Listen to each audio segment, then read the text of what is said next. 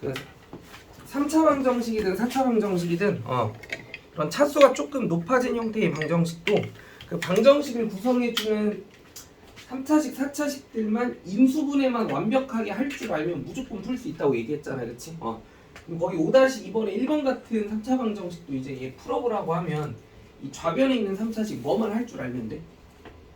인수분해만 할 줄 알면 되는 거지, 그렇지? 근데 이런 일반적인 형태의 3차 방정식은 이제 이 3차식을 인수분해 해보라고 하면 딱 봐도 뭐랑 뭐 이용하라는 그런 상황인 것 같아.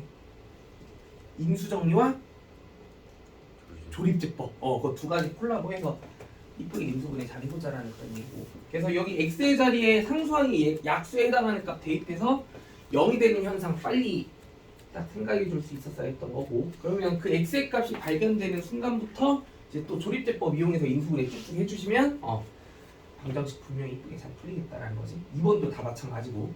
이런 거 이제 직접 숙제로 한번 풀어오는 걸로 좀 해볼게.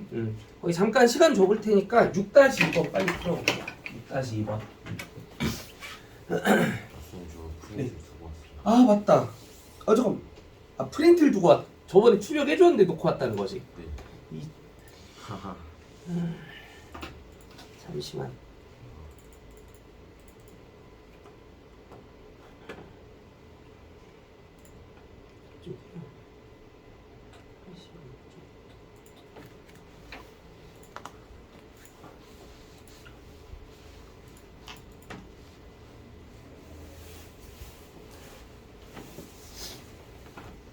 한 30초만 있다가 거의 복사기 앞으로 가봐.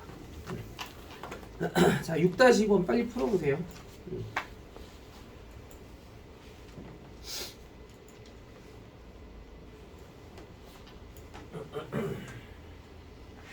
지금까지. 또.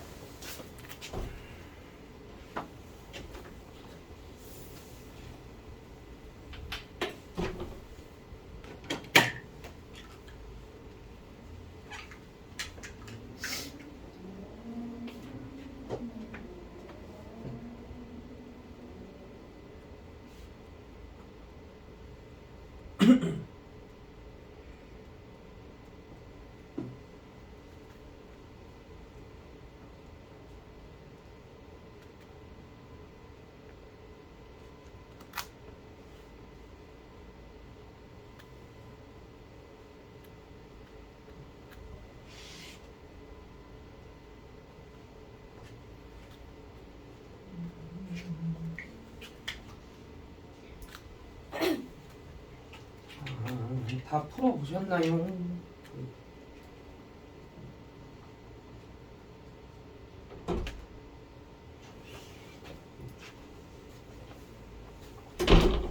자, 같이 한번 확인해볼게. 주어진 3차 방정식의 한근이 -1일 때 얘가 3차 방정식이니까 근은 총 몇 개일 거기 때문에 3개일 거기 때문에 -1 이외의 나머지 두 근을 더 구해보자라고 나와 있는 거지, 그치? 그럼 일단 그 나머지 두 근의 정체를 좀 정확하게 알아내려면 이 3차 방정식 자체가 정확히 무슨 식인지부터 알아내는 게 되게 당연한 거 아니야? 그러니까 여기서 좀 되게 거슬리게 느껴지는 누구를 먼저 알아내야만 A를 먼저 알아내야만 문제가 해결될 수 있겠구나라는 느낌이 되게 당연하게 들 수 있지, 그치? 근데 방정식에 극단적으로 뭘 하나 갑자기 언급해주면서 문제를 풀어보라고 하고 있어. 방정식에 뭐를? 구체적인 한 근을 제시해준 상태에서 이제 문제를 풀어보자라고 나와 있는 상황인데, 그럼 이건 비단 사실 이 3차 방정식의 상황뿐만이 아니라 모든 방정식에 대한 상황에 대해서 방정식이 우리가 근이라는 걸 뭔가 하나 알고 있다고 하면 되게 본능적인 행동이 뭐가 돼야 될까? 대입하는 거. 왜냐하면 그 근이라는 개념 자체가 방정식을 만족시키게 하는 미지수 x의 값을 뜻하는 거기 때문에. 그럼 일단은 이 x의 자리에 우리가 뭐를 대입하면 -1을 대입하면 식이 성립한다라는 것부터 인정해 줄 수 있게 될 거니까. 그러면 이 x의 자리에 -1을 대입해서 일단 뭐부터 구하겠다라는 생각이 되게 자연스러웠어야 돼. a부터 구해줘야 되겠다라는 느낌. 이 x의 자리에 일단 -1부터 대입해 보면 -2, -3, 마이너스 a 마이너스 3이 일단 0이 되는구나라는 거 확인해 줄 수 있게 될 테니까 이 a가 일단 얼마겠구나라는 것부터 알아냈어야 돼 얘들아. a가 얼마다? 마이너스 8일 수밖에 없겠지. 그치? 이 a가 일단 마이너스 8이라는 것부터 하나 잡아내줘야 확인했던 거고.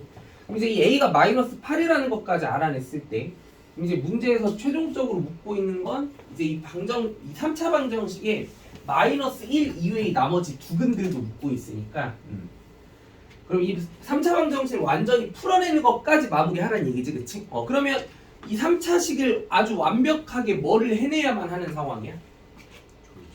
그치. 그 조립제법을 통해서 인수분해를 완벽하게 해줘야 되는 상황인 거지, 그치? 근데 우리가 맨 처음부터 뭐를 대입했을 때 식이 성립한다라는 거 알고 있었어? 마이너스 1을 대입했을 때 식이 성립한다라는 걸 인지하고 있었으니까 얘가 사실 누구는 일단 필연적으로 임수로 가지게 되고 그렇지. 마이너스 1을 대입했을 때 0이 되게 하는 1차식 x 플러스 1은 처음부터 임수로 가지고 있는 상황이다라는 거 알고 있는 거나 다름없는 거니까 이제 얘랑 곱해졌을 때 이제 이 3차식이 되게 해줄 수 있는 그 2차식이 누구인지를 빨리 잡아내줘야 되는 게 필요한 거지, 그치? 그럼 얘를 알아내려면 이 3차식이 이제 본격적으로 마이너스 1이라는 숫자를 이용해서 조립제법을 통해 이제 임수분해를 빨리 진행해봐야 되는 상황이겠구나, 그렇지? 그래서 이제 2 내려오고 마이너스 2, 마이너스 5, 5, 3, 마이너스 3빵. 그럼 이제 요 x 플러스 1과 곱해져야 될 2차식이 이제 2x 제곱 마이너스 5x 플러스 3이 되는 거니까. 그럼 이거 이제 마저 임수분해 더 해가지고 얘가 0이 되게 한 x의 값들 더 잡아주시면 그게 이제 문제에서 묻고 있는 나머지 두 근이겠지, 그치? 마무리할 수 있죠? 자, 다음 쪽으로 가볼게요.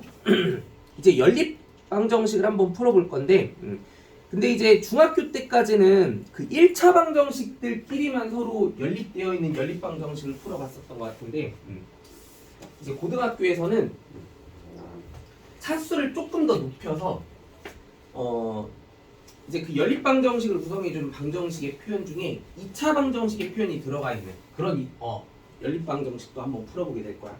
그래서 그런 연립방정식 우리는 이제 앞으로 차수가 2차인 형태의 방정식이 들어가 있는 연립방정식이다라고 얘기해서 연립 2차 방정식이라고 얘기해. 그러니까 거기 뭐 7-2번에 1번 같은 이런 연립 2차 방정식을 한번 풀어본다고 하면 그 풀이는 좀 어떤 방향으로 진행이 돼야 되는지 한번 확인해보자라는 거. 얘들아, 우리가 연립방정식의 풀이의 가장 기본 중에 기본은 뭐야?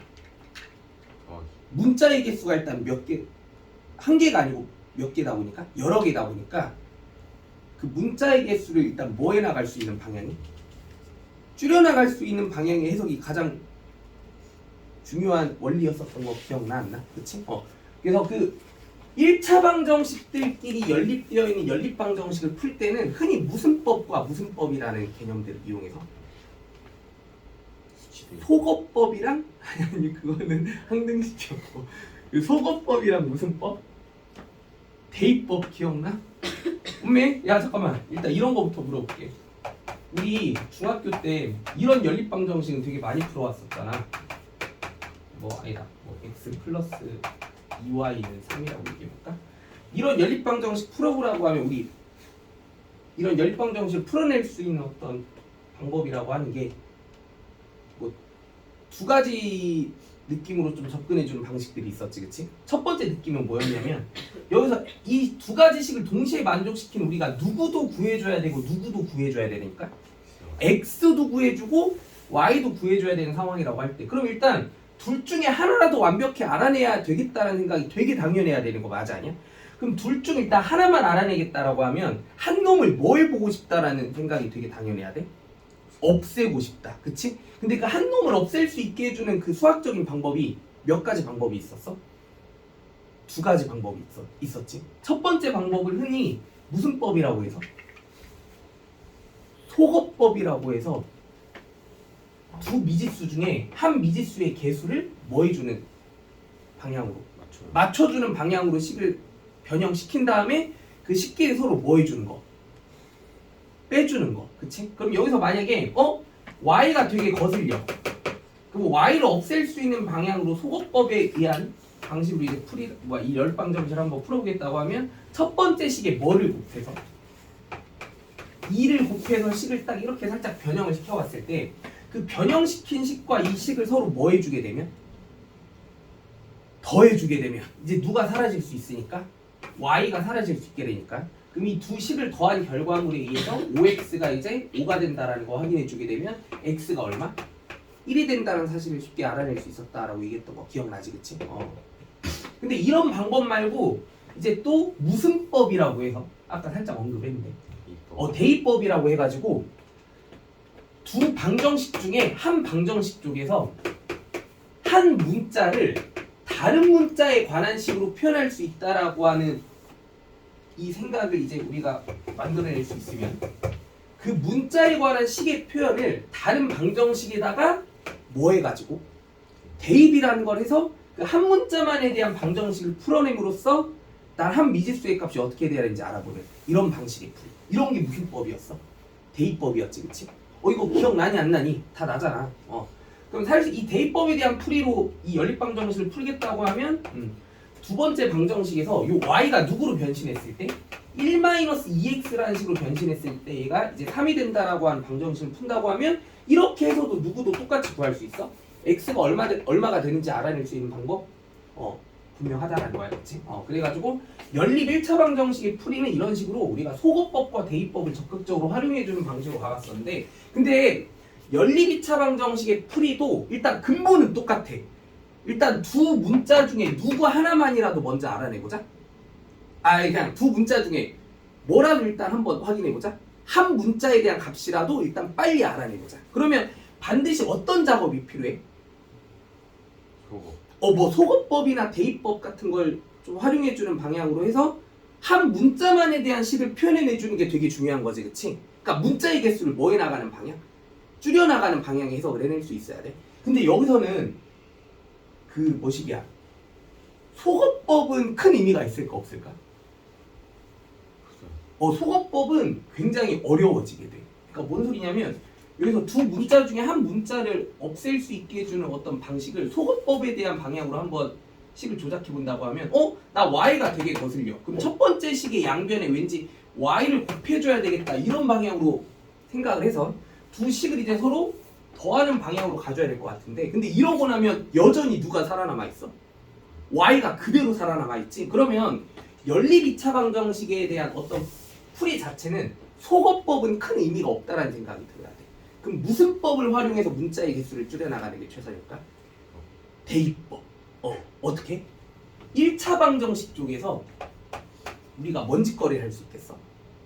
한 문자를 다른 문자에 관한 식으로 나타낼 수 있는 건 되게 분명한 얘기인 거잖아, 그렇지? 그럼 여기서 y를 -x -1과 같은 식으로 표현할 수 있다는 얘기를 이 기억에 대한 식에서 우리가 얘기를 해볼 수 있게 되면 니은에 대한 식에다가 이 y의 자리에 이 x에 대한 식을 직접 뭐 해주는 방향으로 대입해주는 방향으로 가서 이제 누구만에 대한 방정식을 빨리 만들어내보자. x만에 대한 방정식을 빨리 만들어내보자. 이런 느낌인 거야. 이거 지금 이해되니? 그럼 이 y의 자리에 -x -1이 대신 들어가면 저 니은에 주어진 식이 x제곱에서 이제 -x -1의 제곱을 뺀 게 이제 3이 된다라는 식을 풀어보자는 얘기일 거고.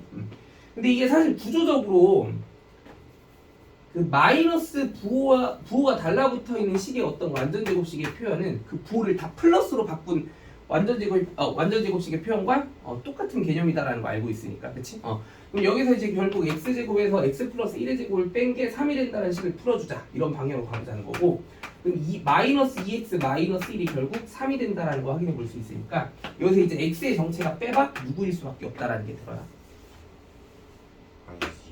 그렇죠. x는 이제 -2가 될 수밖에 없다. 그럼 이제 이 x의 정체가 -2라는 게 드러났으면 연립방정식의 해라고 하는 건 이 식을 동시에 만족시키게 하는 x만 알아내야 되는 게 아니고 누구도 알아내야 되니까 y라는 것도 알아내야 되니까 그럼 그 x가 -2가 됐을 때 그에 매치되는 y도 반드시 꼼꼼하게 표현해줘야 되는 게 이제 연립방정식의 해인 거 맞아 아니야? 그치? 그럼 여기서 이 x가 -2가 되는 순간에 y를 짝을 지어주게 되면 그 짝이 지어진 형식의 이 x랑 y 값의 설명이 이 연립방정식의 해라는 거. 근데 이제 x가 -2가 되는 순간에 y는 우리가 뭐 여기가 됐건 여기가 됐건 이제 대입이라는 걸 한번 진행해 보면 y는 얼마일 수밖에 없다라는 거 당연하게 확인 가능해. y는 얼마? 1 1일 수밖에 없다는 거 확인 가능하지, 그치? 그래서 이 x가 마이너스 2일 때 y가 1이 돼야 되게 하는 이런 x와 y 값의 조합이 이 연립방정식의 해가 될 수 있겠다. 이렇게 이제 판단해 줘야 된다는 거야. 알겠죠? 이거 지금 확인되니? 자, 거기 두 번째 연립 2차 방정식으로 가볼게. 야, 그러면 이런 문제는 또 어떻게 풀어주는 게 상황이 적절해 보여?